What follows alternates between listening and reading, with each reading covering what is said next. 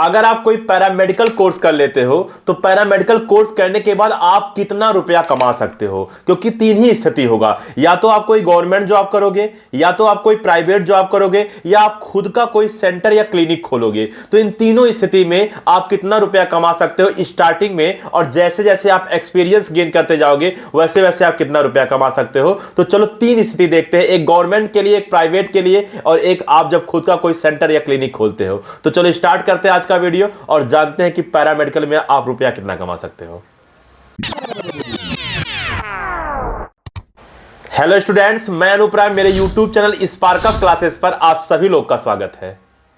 जैसा कि आपने स्टार्टिंग में सुना होगा कि अगर आप कोई पैरामेडिकल कोर्स कर लेते हो तो उसमें आप कितना रुपया कमा सकते हो, यानी कि कितना प्राइवेट में आपका सैलरी हो सकता है, आपका गवर्नमेंट जॉब में कितना सैलरी हो सकता है, और साथ साथ अगर खुद का कोई सेंटर या क्लिनिक खोलते हो तो आप कितना रुपया कमा सकते हो, इस विषय पे बात होगा। खैर स्टूडेंट, आज मैंने एक और भी वीडियो बनाया था, टॉप 10 गवर्नमेंट पैरामेडिकल कॉलेज, जो कि आपको स्क्रीन पे दिख रहा होगा। तो आप ये वीडियो देख सकते हो कि कौन कौन से गवर्नमेंट कॉलेज ऐसे हैं जो इंडिया के बेस्ट गवर्नमेंट कॉलेज है। इसे आप देख सकते हो। इसमें मैंने 10 गवर्नमेंट कॉलेज बताया है, और मैंने इस वीडियो में यह भी बताया है कि कौन से गवर्नमेंट कॉलेज में कौन कौन सा कोर्स होता है, यानी कि 10 में मैंने सबका क्या बोलते हैं कोर्स भी बता दिया। तो आप ये वीडियो देख सकते हो। खैर, आज का टॉपिक हमारा है कि अगर आप प्राइवेट या गवर्नमेंट या आप खुद का कोई सेंटर खोलते हो तो आप कितना कमा सकते हो। तो चलो सबसे पहले बात करते हैं हम गवर्नमेंट जॉब की। अगर मान लीजिए आप कोई पैरामेडिकल कोर्स कर लिए, जैसे आप बीपीटी कर लिए, बीएमएलटी कर लिए या बीएमआरआईटी कर लिए, ये सब आपके पैरामेडिकल कोर्सेज है।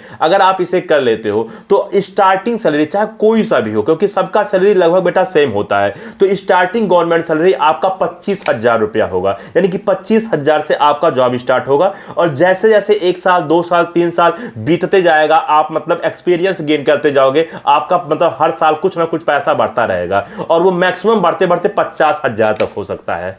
यानी कि 25,000 से 50,000 तक आपका सैलरी जाएगा। आप कोई सा भी मतलब पैरामेडिकल कोर्स कर लेते हो, बीपीटी बीएमएलटी कोई भी करते हो, अब वो आपकी इच्छा है कि आप किस फील्ड में जाना चाहते हो पैरामेडिकल्स के। ठीक, तो 25,000 से 50,000 तक आपकी गवर्नमेंट सैलरी होगी किसी भी गवर्नमेंट जॉब पे। अब बात कर ले प्राइवेट, क्योंकि हर बच्चा गवर्नमेंट जॉब तो पाएगा नहीं, बहुत सारे बच्चे प्राइवेट फील्ड में भी जाएंगे। तो प्राइवेट में आपका वहीं 15,000 से चालू होगा, यानी कि 15,000 से कम नहीं, लेकिन 15,000 से थोड़ा सा ज्यादा भी हो सकता है, 16-17 हो सकता है, लेकिन मिनिमम 15,000 से आपका चालू होगा। और आप जैसे जैसे एक्सपीरियंस गेन करते रहोगे, आपकी सैलरी मतलब हर साल 1,000 2,000 4,000 बढ़ता रहेगा। तो आप देखोगे 2 4 5 साल में आपकी सैलरी 30,000 रुपया हो जाएगा। ठीक, तो 15,000 से 30,000 तक आप प्राइवेट सेक्टर में कमा सकते हो। अब बात करें, अगर आप खुद का कोई सेंटर या क्लिनिक खोलते हो तो आप क्या कमा सकते हो। तो चलो एक एक करके इस पे बात कर लेते हैं। तो बेटा मैं बताऊं, अगर आप खुद का कोई सेंटर या क्लिनिक खोलते हो तो आप लाखों से भी ज्यादा कमा सकते हो। ये आपके व्यवहार पर डिपेंड करता है, और ये डिपेंड करता है कि आप अपने काम के प्रति कितना डेडिकेट होके लोगों के साथ मतलब क्या बोलते हैं वर्क कर रहे हो, कोई सा भी। जैसे मैं एक एक करके आपको एग्जांपल दूं। मान लीजिए सबसे पहले मैं बात करूं बीपीटी का, यानी कि बैचलर इन फिजियोथेरेपी का। तो आपने अगर कोई फिजियोथेरेपी का सेंटर खोल रखा है और वहां पे मतलब लोग आ रहे हैं आपके पास, एक ही दो मतलब क्या बोलते हैं स्टार्टिंग में पेशेंट आए, जैसे मान लीजिए किसी के कमर में दर्द था, किसी के कंधे में दर्द था, वो जाने कि यहाँ पे फिजियोथेरेपिस्ट रहते हैं।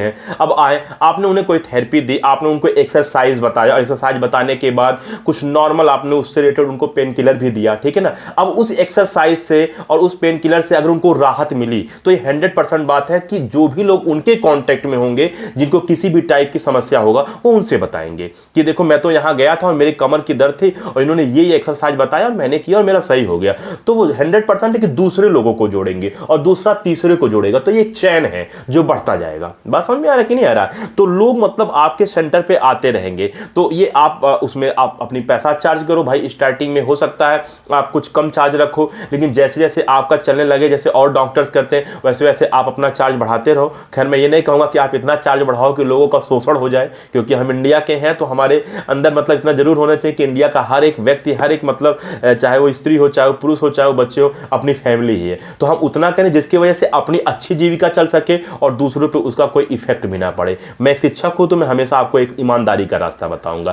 खैर, आप अगर खुद का सेंटर खोलते हो तो जहां स्टार्टिंग में 2% 4% आ रहे हैं, हो सकता है कभी भीड़ लगा हो और इतना ज्यादा भीड़ लग जाए कि आपके पास टाइम ना हो कि सारे पेशेंट को आप देख पाओ, ठीक है ना, तो बिल्कुल आप उसमें आगे जा सकते हो। इसी सिलसिले को अगर आगे बढ़ाते हुए मैं दूसरा नाम लूं, BMLT यानी कि bachelor in medical lab technician. ठीक, अगर इसकी बात करें तो आप अपनी कोई लैब खोल सकते हो, जैसे जहां पे आप कोई ब्लड टेस्ट, यूरिन टेस्ट या बीपी का टेस्ट कर सकते हो। तो आप देखोगे आपके एरिया में बहुत सारे ऐसे, ठीक है ना, लोग लैब खोल के होंगे और आप जाके वहां पे खून वगैरह चेक कराते होंगे। जैसे मान लीजिए किसी को बुखार हो गया, अब वो बुखार होने के बाद किसी डॉक्टर के पास गया कि मुझे बुखार है। अब जो अच्छे डॉक्टर होते हैं वो ऐसा नहीं है कि तुरंत उस पर क्या बोलते हैं दवा दे देते हैं, वो क्या करते हैं कि भेजते हैं पहले ब्लड टेस्ट के लिए कि तुम्हें बुखार है तो वो वायरल बुखार है कि बैक्टीरियल बुखार है, मतलब जानते हो कि बुखार भी कई टाइप का होता है भाई, ठीक है ना, मलेरिया होता है, टाइफाइड होता है। तो पता चले है मलेरिया और दवा देने लगा टाइफाइड का तो दिक्कत हो जाएगा, या है टाइफाइड दवा देने लगा मलेरिया का तो दिक्कत हो जाएगा।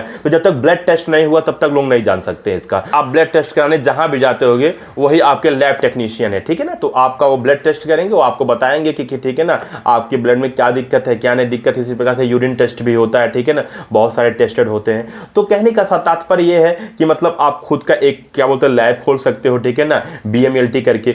वहीं अगर इसके आगे बात कर लें तो BMRIT यानी कि bachelor in medical radiology imaging technology, आप ये भी क्या बोलते हैं, ठीक है ना, आप खुद का एक अल्ट्रासाउंड सेंटर खोल सकते हो, ठीक है ना, जहां पे आप एक्सरे मशीन रख लिए हो, अल्ट्रासाउंड मशीन रख लिए हो, लोग आके क्या बोलते हैं वहां पे अल्ट्रासाउंड करवा रहे हैं। अगर उनके कहीं पेट वगैरह में दर्द है या सपोज वो कहीं मतलब खेल कूद में किसी भी वजह से उनका हाथ पैर कुछ टूट गया तो आके एक्सरे करा रहे हैं, उसमें देख रहे हैं, तो आप खुद का मतलब एक अल्ट्रासाउंड सेंटर भी खोल सकते हो, ठीक है ना, BMRIT कोर्स करके।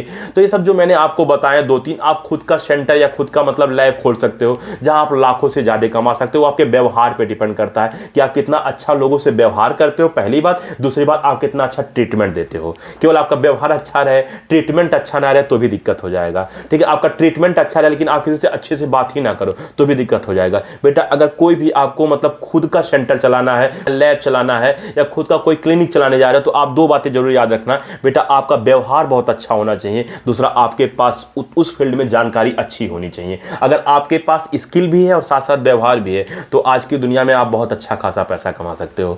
तो ठीक है, मैंने आपको बताया कि गवर्नमेंट जॉब में आप 25,000 से 50,000 तक सैलरी कमा सकते हो, प्राइवेट में 15,000 से 30,000 तक कमा सकते हो, और वहीं अगर आप खुद का सेंटर या कोई लैब खोल ले रहे हो तो आप लाखों रुपए तक कमा सकते हो। ये आपके व्यवहार और आपकी स्किल पर डिपेंड करेगा। तो उम्मीद करता हूं आपको आज की पूरी वीडियो समझ में आ गया होगा। स्टूडेंट्स, मैं आपसे ये कहता हूं कि अगर आपको ये जानना कौन कौन से पैरामेडिकल कोर्स होते हैं, सारे पैरामेडिकल कोर्स एक ही वीडियो में बता दूं कि मतलब जितने भी पैरामेडिकल कोर्स होते हैं और उन पैरामेडिकल कोर्स के लिए कौन कौन सा एग्जाम होता है और उनके कैरियर स्कोप।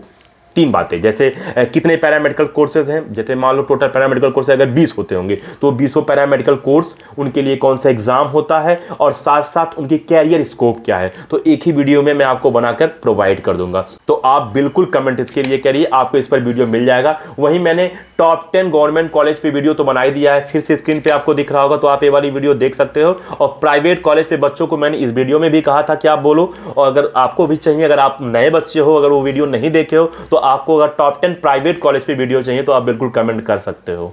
तो क्या आपको बात समझ में आया? तो ठीक है स्टूडेंट्स, उम्मीद करता हूं आज आपको ये पूरी वीडियो समझ में आ गया होगा, आपको पता चल गया होगा कि पैरामेडिकल कोर्स करने के बाद हम कितना रुपया कमा सकते हैं। तो फिर मिलते हैं अगले वीडियो में, तब तक के लिए जय हिंद।